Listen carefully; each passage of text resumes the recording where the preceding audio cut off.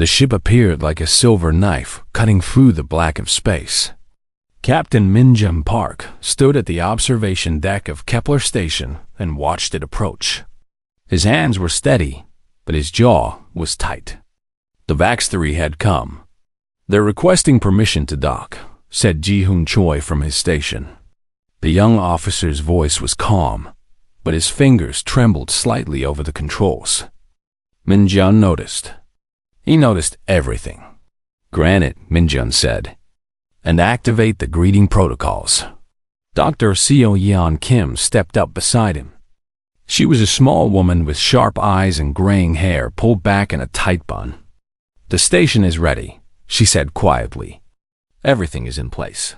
Min-jung nodded. He had trusted Seo Yeon's design without fully understanding it. That trust might save humanity, or doom it. The Vax-3 were not here for friendship. They had conquered 73 civilizations in the last 2 centuries. 73 different species, each with their own technologies and weapons and dreams. All of them now served the Vax-3 collective.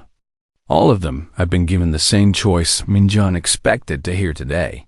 Join us or die. The docking clamps engaged with a metallic thud that echoed through the station. Min-jun straightened his uniform and walked toward the airlock. Seo Yeon and Ji-hoon followed. They had rehearsed this moment 100 times. The airlock opened with a hiss of equalizing pressure. 3 Vax-3 stepped through. They were tall, nearly 7 feet each, with smooth silver blue skin and 4 arms. Their heads were elongated, and their eyes were large and multifaceted like cut gems. Beautiful and terrifying. The lead Vax-3 inclined its head slightly. "I am Ambassador Kelthrix. I speak for the collective. Captain Min Park. I speak for humanity." Min kept his voice level. "Welcome to Kepler Station." Kelthrix's eyes swept across the reception area. The walls here were smooth metal, polished to a mirror shine. The floor was standard station plating. Everything was normal, expected. "We will speak of your future," Kelthrix said. "Show us to your negotiation chamber." "This way," Min said, and began walking. That was when everything changed. The corridor beyond the reception area was different. The walls were covered in glass, but not smooth glass. Cut glass, fractured and faceted, catching the light in strange ways. The surfaces reflected the Vax-3 delegation, but the reflections were wrong, distorted, broken into pieces. Min watched Kelthrix slow down. The ambassador's eyes fixed on the walls. In the glass, images flickered. Human faces. Human cities. Scenes of war and survival and stubborn continuation. Then there was the sound. Each step Min took made the floor creak. Not a random creak, a deliberate one. Different pressures created different notes. The sound was organic, like the station was breathing. Like it was alive. The 2 other Vax-3 in the delegation exchanged glances. Their head crests, normally flat, had begun to rise slightly. A sign of agitation. "Your station is damaged," Kelthrix said. It was not a question. "No," Seo Yeon said from behind them. "It's designed this way." They continued walking. The creaking followed every step. Sometimes it sounded like footsteps in snow. Sometimes like old wood settling in the wind. Sometimes like breath. Ji-hoon's enhanced hearing implants picked up something the others couldn't. The Vax-3 were making sounds, very soft, almost subsonic. Distress calls. Their biology was reacting to the environment in ways they couldn't fully control. The corridor stretched longer than it should have. This was another of Seo Yeon's designs. The path to the negotiation room took them through half the station. Every meter was calculated. Every sound, every reflection, every flicker of light in the cut glass walls. "This is inefficient," Kelthrix said. The ambassador's voice was still controlled, but there was an edge to it now. It serves our purposes, Minjun replied. In the glass walls, new images appeared. A frozen city still standing after a siege. A ship held together with welded patches and determination. A field hospital in a war zone. Humans, always humans, surviving things that should have killed them. The Vax-3 saw these images. Their species had perfect memory. They would remember every reflection, every distorted scene. That was part of the plan. They passed through a section where the temperature dropped suddenly, then rose again. Not a malfunction. The climate control was set to fluctuate in patterns that felt random but weren't. SEO Yin had programmed them to match human breathing rhythms. Heartbeat patterns, the irregular regularity of life. One of the Vax-3 delegations stopped walking. I request a moment, it said. Its voice carried a tremor. Kelthrix turned. We do not stop. We continue. But even the ambassador was affected. Minjun could see it in the way Kelthrix's four arms held themselves rigid. The way the multifaceted eyes kept darting to the walls and away. As if looking too long was painful. They reached the negotiation room after 15 minutes of walking. In a normal station, it would have taken 3 minutes. The room itself was large and circular. The walls here were also covered in cut glass, but the angles were sharper, more aggressive. The floor still creaked with every step. Minjun gestured to seats around a central table. Please, the Vax-3 said. Their movements were precise and controlled, but Ji-hoon noticed their breathing had quickened. For a species that prided itself on absolute composure, this was significant. Let us begin, Kelthrix said. The collective offers humanity a place in our empire. You will provide resources and labor. In return, you will have our protection and technology. You have 3 days to accept, and if we refuse, Minjun asked, then you will be eliminated. As is custom. Kelthrix said it without emotion, as if discussing the weather. Co-Yeon leaned forward. May I ask you something, Ambassador? Kelthrix's eyes fixed on her. Speak. What do you think of our station? There was a long pause. The floor creaked as Minjun shifted his weight. The sound echoed in the silence. It is discordant, Kelthrix finally said. Why do your walls not reflect properly? Why does your floor make noise? Why is the temperature unstable? These are signs of poor construction. Are they? Yeon asked. Another pause. Longer this time. One of the other Vax-3 was looking at the walls, at its own reflection split into dozens of fragments. The image seemed to disturb it deeply. I do not understand, Kelthrix admitted. For a species that conquered through superiority, admission of confusion was rare. The station is exactly as we designed it, Minjun said. Every creak, every reflection, every imperfection. But why? The question came from one of the other Vax-3, breaking protocol. Because it tells a story, Yeon said. The glass shows our history. The sounds map our survival. The imperfections are deliberate. They are a message. What message? Kelthrix's voice was sharp now. Frustrated. Minjun stood. The floor creaked under his boots, a sound like old trees in the wind.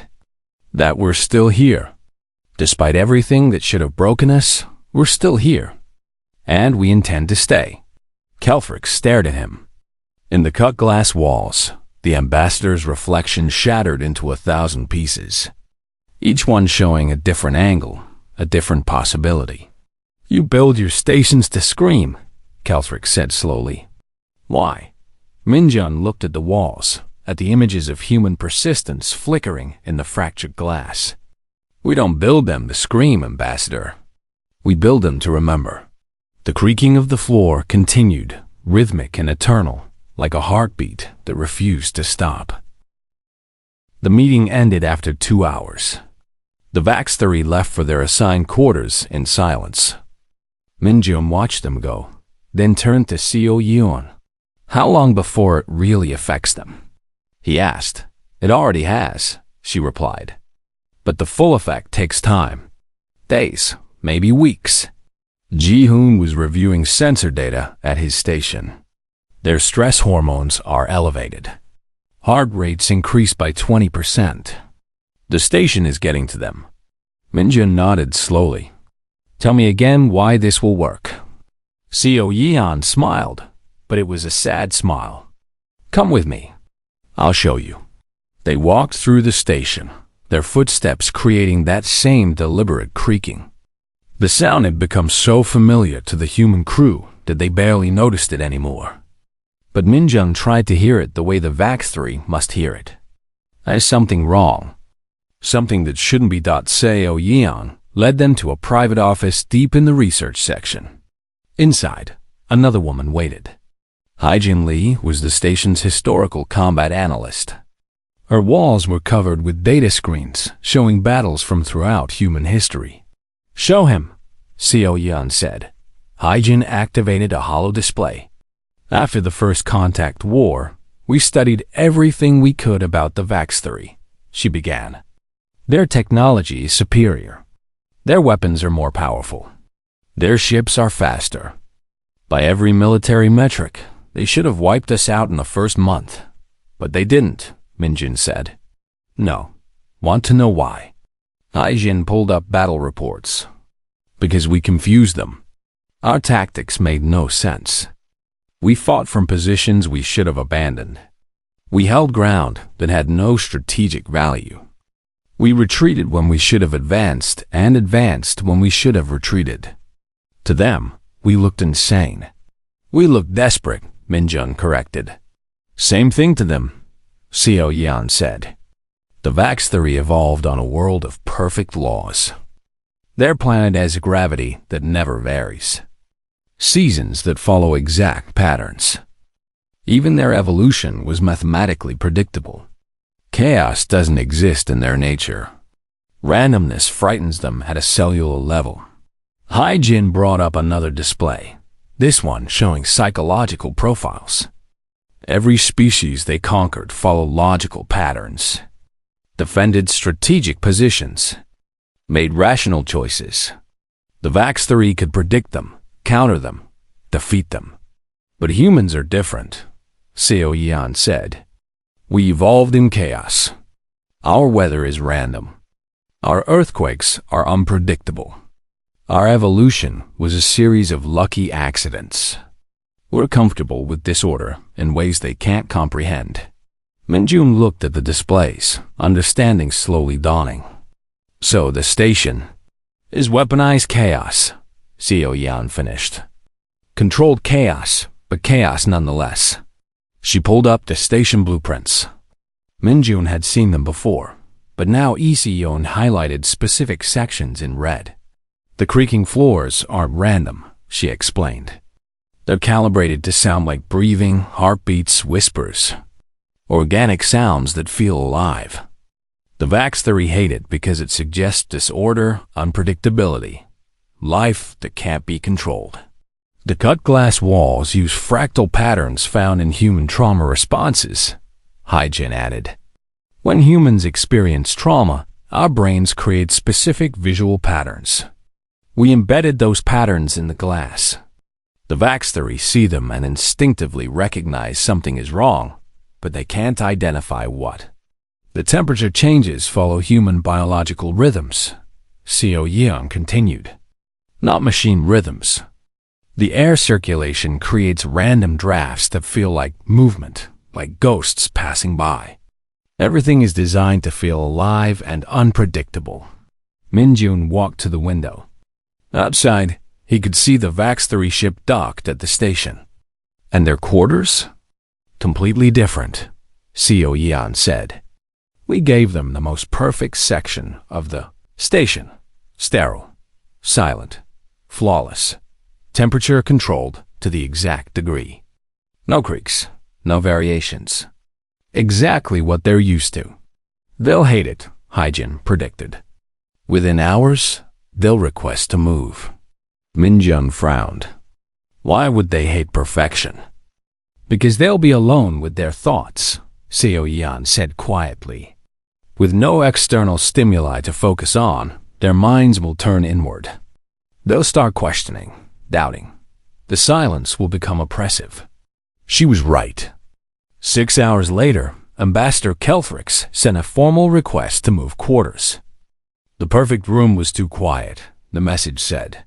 The delegation would prefer accommodations in the inhabited sections of the station. Minjun approved the request. The Vax-3 were moved to quarters near the human crew areas, where the floors creaked, where the walls showed flickering images, where life was messy and imperfect and real. That night, Ji-hoon reported that the Vax-3 delegation slept for the first time since boarding. Their stress levels had decreased. Surrounded by controlled chaos, they had finally relaxed. "It's working," Ji-hoon said, wonder in his voice. "The hard part is just beginning," Minjun replied. The next morning, Minjun met with his old friend Tae-yang Nam. Tae-yang was the chief architect who had worked with Zio Yan to design the station. They met in the observation deck, where the cut glass walls showed Earth in the distance, its image fractured into beautiful fragments. "Do you ever feel guilty?" Minjun asked. "For what we're doing to them?" Tae-yang was quiet for a long moment. "Every day," he finally said. "This isn't war as we knew it. We're not shooting at them. We're getting inside their heads." "Psychological warfare," Minjun said. "Philosophy warfare," Tae-yang corrected. "We're challenging everything they believe about the universe, about order and perfection and control. That's more violent than any weapon." They watched the fractured Earth rotate in the glass. Minjun thought about what Seo Yoon had told him, about how humanity's strength came from being broken and healing, from failing and trying again, from surviving chaos. "The Vax-3 destroyed 4 billion of us in the First Contact War," Minjun said. 4 billion people who lived in perfect cities with perfect systems. Those cities fell in hours. But the survivors came from the messy places, Tae-yang said. The slums, the frontier colonies, the stations held together with duct tape and prayer. We survived because we already knew how to live in chaos. "So we're teaching them?" Minjun asked. "No," Tae-yang said. "We're showing them. There's a difference." In their new quarters, the Vax-3 delegation sat together. Kelthrix listened to the floor creak with each movement, watched the walls flicker with images of human persistence, felt the temperature shift like breath. "This place is wrong," one of the other Vax-3 said. "Yet I find I cannot imagine leaving it." "It is a trap," Kelthrix said. But the ambassador's voice lacked conviction. "Perhaps," said the third Vax-3, "or perhaps it is a question we have never been asked before." Kelthrix stood. The floor creaked. The sound was almost musical, almost like speech, almost like the station itself was alive and speaking to them. "What question?" Kelthrix asked. "How do you live like this?" The Vax-3 replied. "In imperfection, in chaos. And why do you seem stronger for it?" Kelthrix had no answer. For the first time in the ambassador's long life, there was no answer. The station continued to creak and whisper around them. The cut glass walls showed humans surviving impossible things. And slowly, very slowly, the Vax-3 began to understand that they were not being threatened. They were being invited to see the universe differently. Outside the window, Earth turned in its fractured reflection, beautiful and broken and still alive. Yoonji Song was having trouble sleeping. This wasn't unusual for a cryptolinguist. Her job was to find meaning in patterns, and patterns were everywhere on the station. Especially now, she sat in her small office at 3 in the morning, reviewing audio files of the station's ambient sounds. The creaking floors, the whisper of air circulation, the subtle hums and clicks of a living space station. Most people heard noise. Yoonji heard language. "Computer, isolate corridor 7, section B," she said. "Play back the last 24 hours at half speed." The audio filled her office. Creak. Pause. Creak, creak. Pause. Creak. It wasn't random. It had never been random. Eunji's fingers flew across her keyboard, translating the sounds into visual patterns. What emerged made her sit back in shock. "Oh, Seo Yeon," she whispered. "What did you do?" She called an emergency meeting. Minjun arrived looking tired, Seo Yeon alert as always. Ji-hoon came last, his enhanced hearing implants already picking up what Yoonji had discovered. "The floors are telling stories," Eunji said without preamble. "Each corridor is a different narrative from human history." She brought up her analysis. Corridor 7 tells the story of the Warsaw Uprising. The pattern of creaks matches the rhythm of resistance fighters moving through sewers, the timing of attacks, even the pauses for grief. Corridor 12 is the siege of Leningrad. 900 days of suffering translated into sound. Corridor 3 is the voyage of the Endurance, when Shackleton's crew survived impossible cold. Corridor 15, Ji-hoon added quietly, is the chosen reservoir. I recognized it yesterday. The creaking pattern matches the march of soldiers retreating through frozen mountains. My grandfather fought there. Minjun stared at the displays. Stories of survival. Stories of humans who should have broken but didn't, Seo Yeon corrected. Every corridor is calibrated.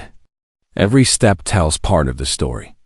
The Vaxthari walk through our history with every movement they make. Are they understanding it? Minjun asked. That's the thing, Inji said. I think they are.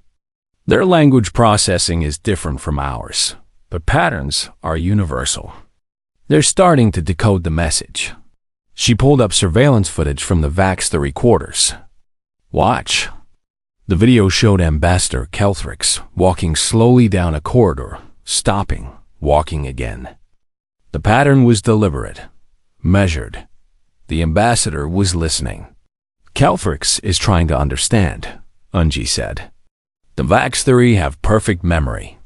Every step they take, every sound they hear, it's all recorded in their minds. They're building a database of human survival without even realizing it. Jae-sung Kang arrived late to the meeting. He was the station's Vaxthari cultural liaison, a position that shouldn't exist but did because humanity was strange. His grandfather had been captured during the First Contact War and had lived among the Vaxthari for 30 years before being released. The stories he brought back had been invaluable. Sorry I'm late, Jae-sung said, but I think you need to see this. He brought up a private communication he'd intercepted. Not through hacking, but because the Vaxthari had sent it through open channels. They wanted it to be found. This is from one of Kelthrix's delegation to the Vaxthari homeworld, Jae-sung explained. Translated loosely, it says, the humans live in broken spaces. They celebrate scars. They build monuments to failures that they somehow survived. We do not understand, but the non-understanding is changing us. The room fell silent. Changing them how? Minjun finally asked. That's what terrifies me, Jae-sung admitted. My grandfather used to say the Vaxthari evolved on a world of absolute laws. Gravity never varied. Seasons followed perfect mathematical patterns. Even their evolution was predictable. When they encountered chaos, they destroyed it.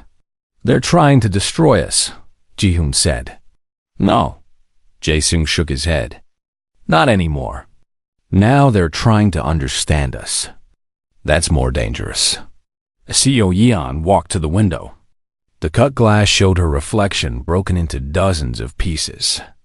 The walls, she said. They're having an effect too. She explained further. The cut glass uses fractal patterns found in human trauma responses. When we experience trauma, our brains create specific visual signatures. We embedded those patterns in every wall, every surface. For the Vaxteri, seeing these patterns triggers something in their neurology. They evolved to recognize perfect patterns, perfect symmetries. When they see our fractured reflections, their brains tell them something is fundamentally wrong. But they can't look away, Yunji added. I've been watching them. They stare at the walls, at their own reflections, broken and wrong. For a species that views perfection as sacred, it's torture. Minjun felt a weight settling on his shoulders. Are we being cruel? The question hung in the air. They killed 4 billion of us, Ji-hoon said, his voice hard. They offered us slavery or death. Is showing them our scars cruel? Maybe, Seo Yan said. But maybe it's necessary. They need to understand what they're facing. Not human weapons. Human philosophy. Jae-soon pulled up more data. There's something else. The delegation has requested a private meeting. Not with the captain. With Dr. Kim specifically. They want to understand the design, Minjun realized. They want to understand why we live like this, Seo Yan said. In chaos. In imperfection. Why we don't fix the floors or smooth the glass or create perfect climate control. What will you tell them? Yoonji asked .seo-yeo and smiled that sad smile again. The truth. That we tried perfection once. It killed us. The meeting was scheduled for the next day. Minjun insisted on being present, even though the Vaxteri had asked for Seo Yeon alone. They met in the same negotiation room where the first meeting had occurred. The floors still creaked. The walls still showed fractured reflections. Ambassador Kelthrix sat across from Seo Yeon. The other 2 Vaxteri stood behind, as always. But there was something different in Kelthrix's posture now. Less rigid. More uncertain. I will be direct, Kelthrix said. We have walked your corridors. We have heard your floors speak. We have seen ourselves broken in your walls. None of this makes sense to us. Yet we find we cannot dismiss it. What do you want to know? Seo Yeon asked, why? The single word carried weight. Why build imperfection into everything? Why make your station creak and shift and change? Our ships are silent. Our stations are stable, perfect, as all things should be. Seo Yeon stood and walked to the cut glass wall. Come here, she said. Kelthrix hesitated, then joined her. They stood side by side, looking at their reflections. Seo Yeon saw herself whole in her mind but broken in the glass. Kelthrix saw the same. When I was young, Seo Yeon said, I believed in perfection. I built perfect systems, perfect algorithms, perfect solutions. I thought that was the way forward. It is the way forward, Kelthrix said, but there was doubt in the voice now. Then your people came, Seo Yeon continued. You attacked our perfect cities first. Our planned communities. Our optimized stations. You know what happened? They fell, Kelthrix said quietly. They fell in hours, Seo Yeon confirmed. Because perfection is rigid. It doesn't bend. It breaks, clean, completely, finally. She touched the cut glass. But the imperfect places survived. The messy colonies. The chaotic settlements. The stations that creaked and leaked and barely held together. They survived because they knew how to adapt. This is your weapon, Kelthrix said. Deliberate imperfection. No. Seo Yeon turned to face the ambassador. It's not a weapon. It's a message. We're telling you our story. Every creak in the floor, every fracture in the glass. We're showing you that breaking doesn't mean ending. That chaos doesn't mean death. Kelthrix looked at the walls, at the images flickering there. Humans surviving. Humans adapting. Humans refusing to stop. How do you live like this? The ambassador asked, and for the first time, the voice was not demanding. It was genuinely asking. Practice, Seo Yeon said. Millions of years of practice. Ambassador Calfrix had not slept in 3 days.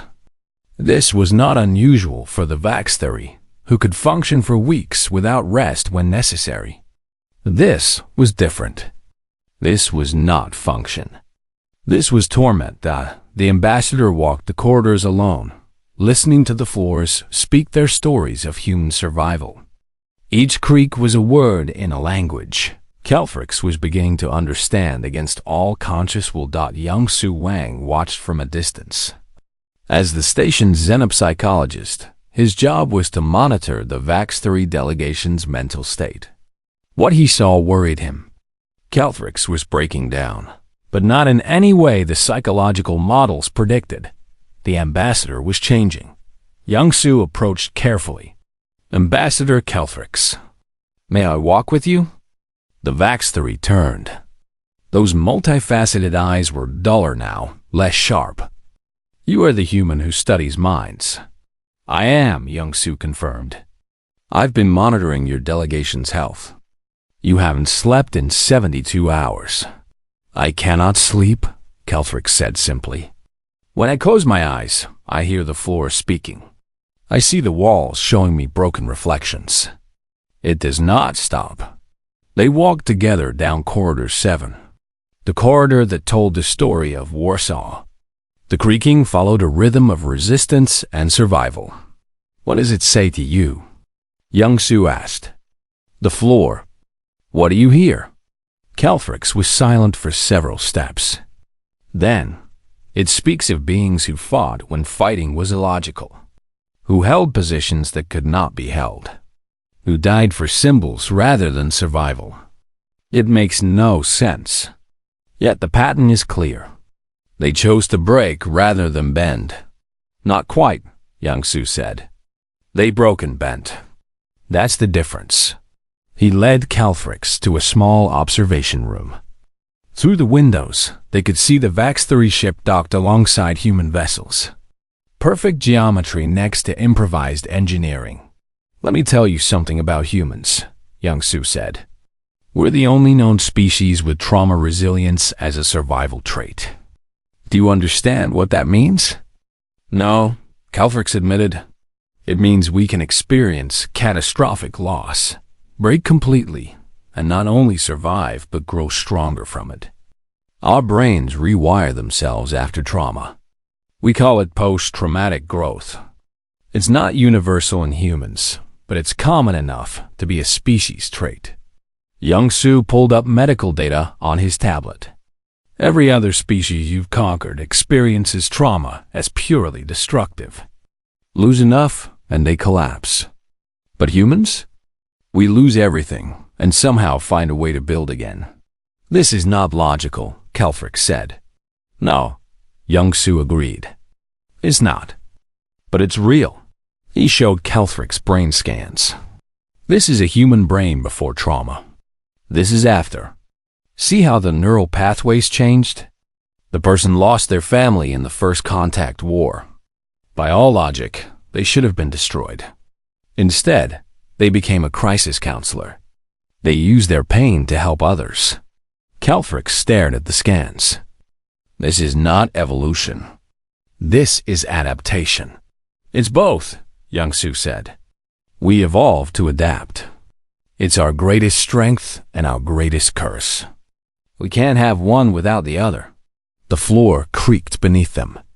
The sound was different here. Softer. Almost gentle. What story does this floor tell? Calfrix asked. Young Su listened. The Long March. Chinese revolutionaries walking thousands of miles through impossible conditions. They should have died. Most of them did. But enough survived to change history. More broken humans refusing to end, Calfrix said. There was something in the ambassador's voice now. Not anger. Not fear. Something else. Yes, Young Su said. That's what this station is. A monument to every time we should have died and didn't. In another part of the station, Narration was having a crisis of her own. She was a junior officer, barely 25 years old. She had joined the defense force, because the Vax theory had killed her parents in the First Contact War. She wanted revenge, but watching the Vax theory delegation struggle, seeing them break under the weight of the station's psychological warfare, she felt something unexpected. Pity. She found herself in the memory garden, the one place on the station that didn't creak. The walls were smooth, the temperature stable, everything perfect. It was a memorial to the 4 billion humans who died in the First Contact War. Dr. Sayu Yeon Kim found her there. "I thought you'd be celebrating," Seo Yeon said gently. "The Vax 3 are breaking." "That's the problem," Mireille replied. "I wanted them to pay, but this feels wrong. We're torturing them without laying a finger on them." Seo Yeon sat beside her. "Tell me, what do you know about this memorial?" "It's for the dead," Mireille said. "The perfect room for the people who lived in perfect cities." "Partly," Seo Yeon said. "But it's also a reminder. We tried perfection once. We built cities of pure logic, systems of absolute efficiency, societies without waste. We called it utopia." She gestured around the perfect room. "This is what utopia looks like. Clean, organized, efficient. And when the Vax theory attacked, it fell apart immediately. Because perfect systems have no redundancy, no chaos, no ability to adapt." "The survivors came from the messy places," Mary said, repeating what she'd heard. "Yes, from slums and frontier colonies and stations held together with desperation. They survived because they already knew how to live in imperfection." Seo Yeon stood and walked to the memorial wall, where names were etched in clean lines. 4 billion names. "I lost my daughter in the First Contact War. She lived in New Shanghai, one of our most advanced cities. Perfect infrastructure, perfect planning, perfect everything. Mare hadn't known this. I'm sorry. The city fell in 6 hours," Seo Yeon continued. 6 hours for perfection to become dust. But a slum 20 miles away, built illegally on contaminated ground with no city planning whatsoever, held out for 3 months. Because chaos is resilient. She turned to Mireille. "So when you ask if we're being cruel to the Vax theory, I say this. We're showing them the truth. That perfection kills. That order is a trap. That the only way to survive a chaotic universe is to embrace the chaos." "But they're suffering," Mireille said. "Yes," Seo Yeon acknowledged. "But suffering can teach. If they learn, maybe the next species they meet won't have to die. Maybe, just maybe, we can save others by breaking the Vax theory's faith in perfection." Outside the memory garden, Kelthrix and Young-Soo had arrived. The ambassador stood at the doorway, looking into the perfect room. "Why is this space different?" Kelthrix asked. "It's a memorial," Young-Soo explained. "For those who died because they believed in perfection." Kelthrix stepped inside. The silence was absolute. No creaking floors. No flickering walls. Just peace and order and death. The ambassador read names from the wall. 4 billion names. 4 billion people who died in perfect cities. "You blame perfection for their deaths," Kelthrix said. "We blame rigidity," Seo Yeon said, emerging from the shadows. "Perfection and rigidity are the same thing. The collective has conquered 73 civilizations," Kelthrix said. "All of them chose order. All of them fell because they could not match our order. But we're not orderly," Seo Yeon said. "We're chaos. And chaos can't be conquered because it has no center to strike." Kelthrix looked at her, then at Young-Soo, then at Mireille. 3 humans standing in a memorial to billions of dead. None of them looked defeated. They looked determined. "Teach us," Kelthrix said suddenly. The humans froze. "What?" Min-chun's voice came from the doorway. He had been listening. "Teach us to break," Kelthrix said. "Teach us to live in imperfection. Teach us how you survive chaos. Why would we do that? Murray asked, her voice sharp. You killed billions of us. Because if we learn, Calthric said, we stop killing. If we understand chaos, we do not need to destroy it. The ambassador's 4 arms spread wide in a gesture of vulnerability. We have conquered 73 civilizations because they fought us with order. You fight us with disorder. You are the first species we cannot defeat. But more than that, you are the first species that makes us question our entire understanding of existence. Teach us, Calthrix repeated. Please. In that perfect room, surrounded by the names of the dead, the first seeds of an impossible alliance began to grow. 3 months had passed since Ambassador Calthrix asked to be taught. 3 months of uncertainty, debate, and slow transformation. The station had changed. So had its inhabitants. Captain Minjun Park stood in the observation deck watching a new ship approach. Not a VAX-3 warship this time. A student vessel. Behind it came another. Then another. 12 ships in total, each carrying VAX-3 who wanted to learn what their ambassador had learned. Never. Thought I'd see this, said Admiral Sungwon. Oh, he had arrived. From Earth 2 weeks ago to oversee what the politicians were calling the integration project. His weathered face showed a mixture of hope and suspicion. Neither did I, Minjun admitted. Some days I still think it's a trap. It might be, Sung-hwan said. But it might also be the only way we survive. The VAX-3 collective is too strong. We can't beat them in a straight fight. But maybe we can change them into something that doesn't want to fight. Down in the engineering section, Baora Yoon was giving a tour to a group of VAX-3 students. She was the chief engineer who had maintained the station's deliberate imperfections for 5 years. Now she was teaching others how to create them. This joint here, she said, pointing to a connection between 2 hull plates. It's welded in perfectly on purpose. See the gap? It allows for thermal expansion without stressing the structure. A perfect seal would crack under temperature changes. The VAX-3 students recorded everything. Their multifaceted eyes tracked every detail. But optimal engineering suggests a flexible seal with perfect tolerances, one of them said. Sure, Bora agreed. But flexible seals can fail. A simple imperfect gap never fails because it was never meant to be perfect. It adapts naturally. She led them through the corridors. The floors still creaked. The VAX-3 students flinched at first, but they were learning. One of them deliberately stepped harder, listening to the sound change. The floor speaks, the student said. Corridor 7 tells the story of Warsaw. Nora smiled. You've been studying. What does Warsaw teach you? That losing battles does not mean losing wars. That holding impossible positions can inspire others.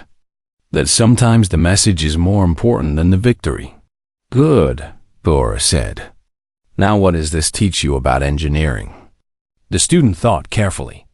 That system should be designed not just to function, but to communicate.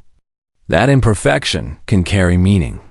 That breaking and healing is part of the design, not a failure of it. In the new collaborative wing, human and VAX-3 engineers worked side by side. The walls here were different. Still cut glass, but the patterns had changed. Now they showed both human and VAX-3 histories. Fractured reflections of 2 species learning to see each other. SEO-Y, EO and Kim walked through these new sections with a mixture of pride and fear. They had started this as a weapon. Now it was becoming something else entirely. She found Calthrix in one of the design rooms. The ambassador, no longer an ambassador, but something more like a student, was working on blueprints. Plans for a new station, one that would orbit the Vesturi homeworld. You're introducing deliberate flaws, Co Yan observed. Small ones, Calthrix said. Safe ones. The collective is not ready for full chaos. But we can begin teaching. A floor that creaks in one section. A wall that shows imperfect reflections. Small windows into disorder. And your people will accept this? Some will. Some will not. Calfrix's voice had changed over the months. Less rigid. More uncertain. More alive. But the collective's Supreme Council has agreed to this experiment. They see what I saw. That humans are the first species we cannot defeat. And if we cannot defeat you, we must understand you. Seo Yan studied the plans. They were good. Thoughtful. A blend of Vax theory precision and human chaos. I lost my daughter in the first contact war, she said quietly. Did anyone tell you that? Yes, Calfrix said. I am sorry. Are you? You commanded forces in that war. I did. And I would do so again if ordered, because that is what I was. What I am, Calfrix paused. What I am trying not to be. They stood in silence. The floor creaked gently beneath them. My daughter believed in perfection, Seo Yan said. She lived in a perfect city. She thought humanity had evolved past chaos. When your ships came, her perfect city became a perfect tomb in hours. Yet you teach us rather than destroy us, Calfrix said. Why?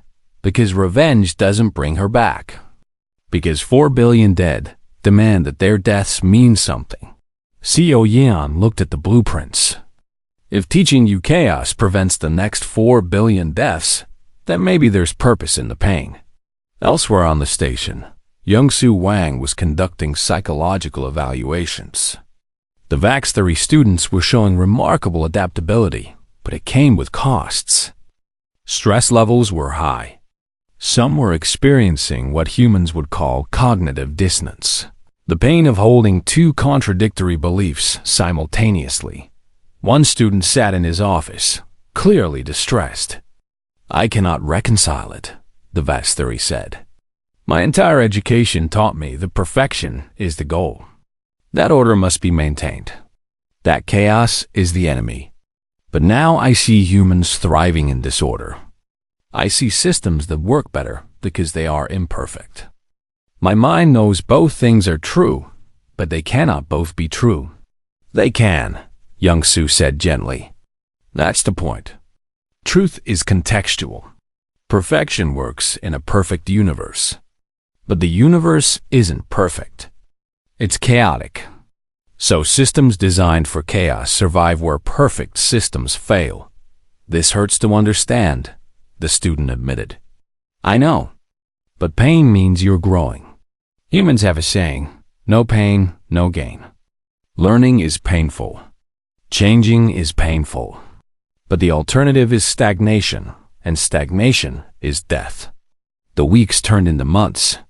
The student ships became a permanent fixture around the station. More Vax theory came. Some stayed for days, others for months. They learned about fractal patterns and deliberate imperfection. They studied human history, seeing survival in places where logic said there should be death.